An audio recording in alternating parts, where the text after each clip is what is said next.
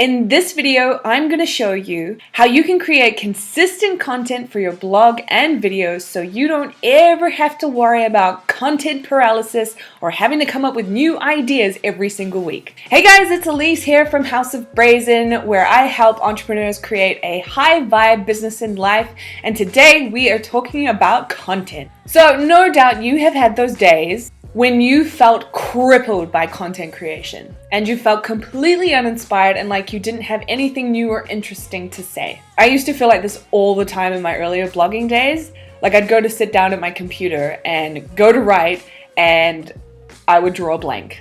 And I would sit there and feel like a complete failure. And then I would go around looking at other people's blog posts to get ideas and inspiration. And then I'd wind up creating like a really half-assed variation of whatever they'd written. If this is you and you're feeling like a complete failure, I want you to know that this is totally normal. Everyone struggles to keep up with content. Everyone, including me. So please, please, please don't feel bad about it. Instead, what you can do is you can follow my 3 life-saving tips on how you can keep creating consistent content every single week. Number 1, document over create. Now, this is something I learned from Gary Vaynerchuk in the very, very early stages of my business. And I swear to God, it's literally been my saving grace in creating content and not driving me insane. Essentially, what it means is that you should be focusing on documenting something that you've already done rather than trying to come up with a new idea. Documenting things that have already happened, that you have tried, that you've experienced, that are in the past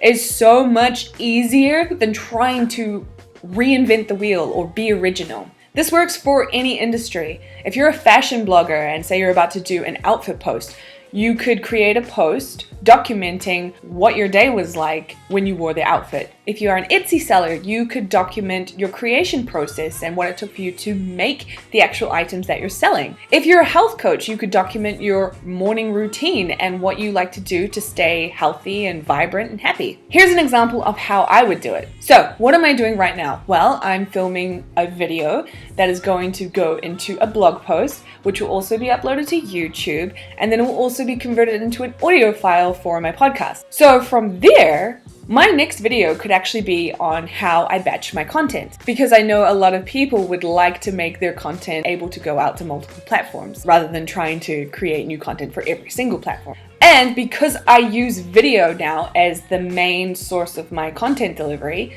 I could then create another video on how to create more engaging videos. And I know a lot of my readers don't even do video in their business right now. So my next video could literally be on why you should start doing video for your business. And because I'm trying to convince them to get into video, my next video could be on how to start a YouTube channel. And because I remember how freaking scary it was to start a damn YouTube channel and to get in front of a camera, my next video could be on how to overcome your fear of being on camera.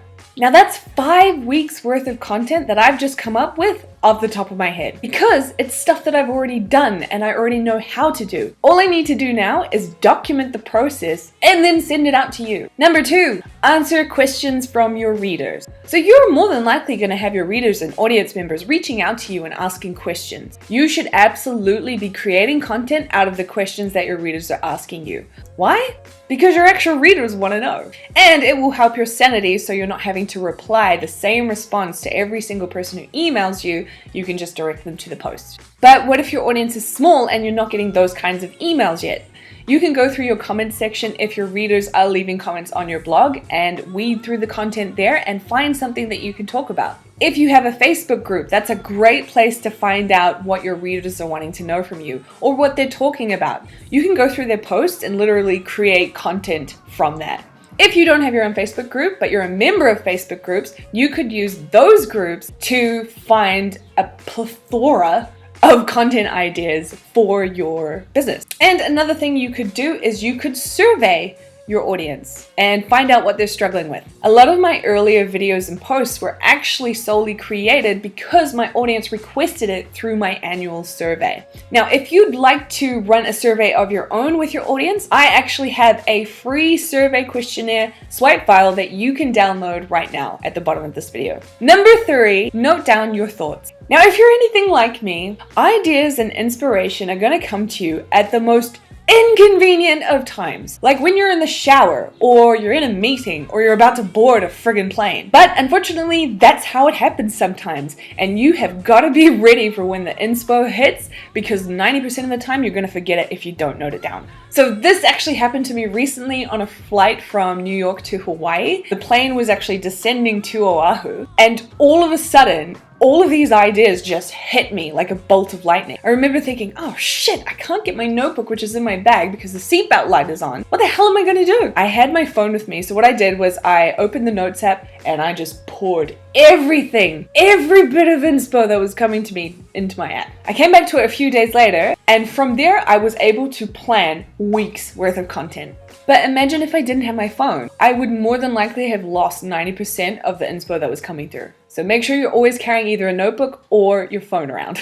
So there you have it. Those are my 3 life-saving ways that you can create consistent content every single week without going insane. Once you try them, I swear you're going to find out how much easier it is to create content, and you're going to wonder why the hell you didn't know about this in the first place. But now it's your turn. My question to you today is, do you struggle with content creation? And what is your current content creation process right now? Please let me know in the comments below, and if you like this video, I would love it if you could give me a thumbs up, and I'd love it even more if you could subscribe. I'll catch you in the next episode.